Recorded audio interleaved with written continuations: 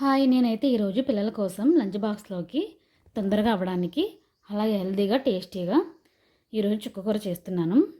ఆకుకూరలు ఏమైనా ముందే కట్ చేయకుండా కడిగి కొంతసేపు ఆరబెట్టాలి. చుక్కకూర వేపుడులాగా అవ్వదండి, ముద్దలాగానే ఉంటుంది.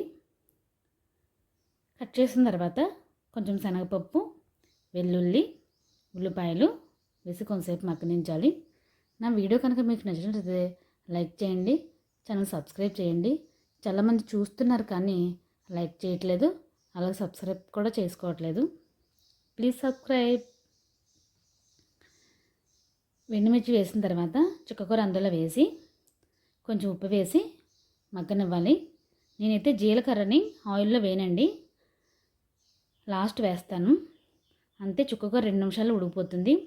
తోటకూర, పాలకూర వాటికన్నా చుక్కకూర తొందరగా అయిపోతుంది, చాలా మంచిది కూడా. కానీ చుక్కకూర పుల్లగా ఉంటుంది కాబట్టి కొంచెం బెల్లం కూడా వేయాలి.